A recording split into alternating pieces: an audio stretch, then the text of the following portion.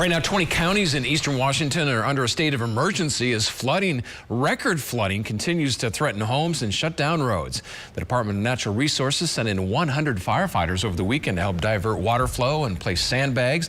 And the National Guard is on standby if things continue to get worse. In the Weather Center now with Blake, and this is pretty widespread, unfortunately. And unfortunately, it is expected to get worse. And we talked about it before, but it's really the effect of all the warm weather that we're seeing, melting all of this snow. Here are the rivers and areas that are seeing flooding right now or imminent flooding that's about to start soon. You can see the Kettle, the Okanagan, the Meadow, the Similkameen, Lake Pend Oreille, and the Pend Oreille River, both expected to start flooding later this week, and the St. Joe River. We also have a flash flood watch in place for Okanagan County, primarily areas around Mazama, where the Lost River is actually eroding a berm that's keeping the river in check right now. So if that berm was to break, then we could see flash flooding in those areas as well. So lots going on, but especially that northwestern corner of our viewing area. We've been talking about the Kettle, the Okanagan River. Over the weekend, the Kettle River dropped back down below moderate flood stage, but it's now on the rise again, just below 20 feet. By the end of the week, it crests again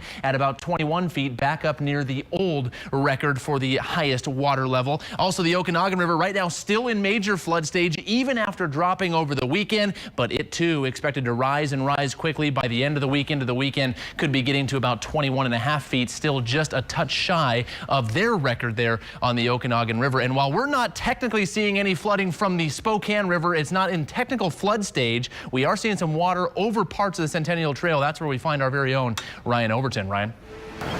Well, good evening. That's right. The Spokane River right here along Upriver Drive east of Gonzaga University currently experiencing some minor flooding right around the 20-mile mark on the Centennial Trail. About 2 feet of water. Here's some video from earlier today. You take a look at some of the benches you can see in that 2 feet of water just kind of working its way over the riverbanks. It's really just this one section right here. So if you are planning to run along the Centennial Trail in some of this beautiful weather, you will have to go up and around along Upriver Drive to get around this minor flooding that is occurring currently. We've talked a lot about flooding in other places around the inland Northwest, but now we're starting to see some of it back here in our neck of the woods in the Spokane area. As we get updates and as things change, we'll of course bring those to you right here on KHQ. I'm Ryan Overton, KHQ Local News. Ryan, thank you. And North Idaho is preparing for flooding as well, with emergency crews warning people near flood-prone areas around Pend Oreille to move their belongings to higher ground.